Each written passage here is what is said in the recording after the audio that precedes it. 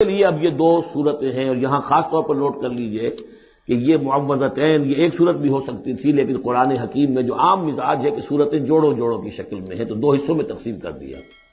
اور اس کی تقسیم کیا ہے؟ ایک وہ چیزیں ہیں جو انسان پر باہر سے حملہ آور ہوتی ہیں، اور ایک چیز وہ ہے جو انسان کے اپنے اندر سے حملہ آور ہوتی ہے۔ ان دونوں کو دو علیحدہ چیزوں میں رکھ کر اور سکھایا گیا ہمیں کہ تم ہمیشہ اللہ کی پناہ طلب کرتے رہا کرو ان چیزوں کے اثرات سے، ان چیزوں کے اثرات بد سے اپنے آپ کو بچانے کے لیے۔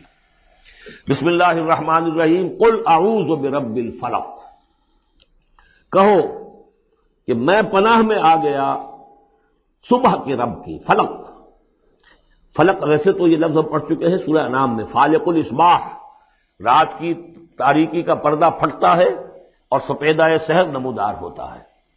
یا گٹھلی، فالق الحب والنوائب، تو وہ جو گٹھلی ہوتی ہے وہ بھی پھٹتی ہے تو اس میں سے دو پتیاں نکلتی ہیں تو درخت بنتا ہے۔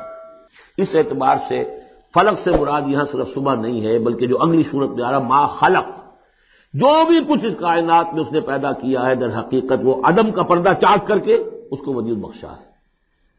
عدم سے، عدم محض سے، کریشن ایکس نیہیلو، بغیر کسی شے کے کسی شے کو بنانا۔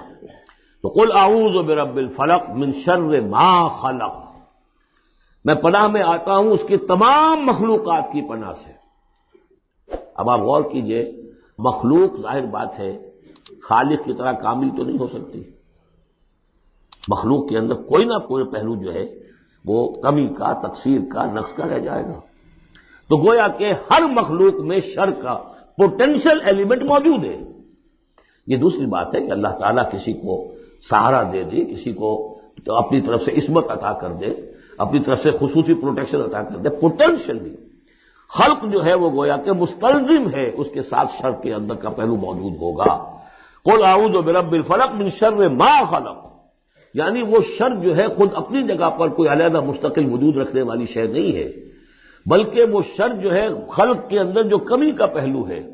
جیسے ہم نے انسانوں کے بارے میں پڑھا، خلق الانسان من عجل، انسان کی سرشت میں جلد بازی ہے۔ خلق الانسان ضعیفا، انسان کمزور پیدا کیا گیا ہے۔ جو اس کا فطرت والا پہلو ہے، جو روحانی پہلو ہے، وہ تو ہے انا خلقنا الانسان فی احسن تقویم، لیکن جو یہ حیوانی پہلو ہے اس کا جو مادی وجود ہے، اس میں تو ضعف بھی ہے۔ ان الانسان خلق ہلوعا اذا مسہ الشر جزوعا واذا مسہ الخیر منوعا، یہ تمام چیزیں جو ذہن میں رکھیے۔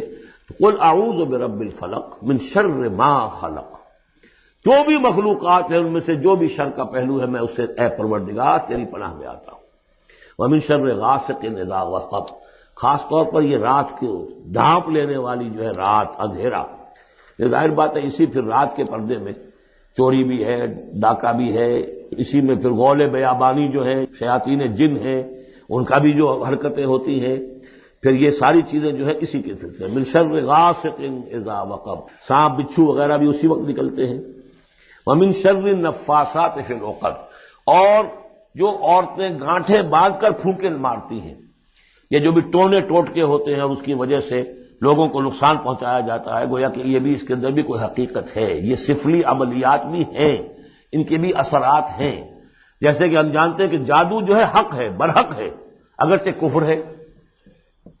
شراب کی تاثیر ہے لیکن حرام ہے۔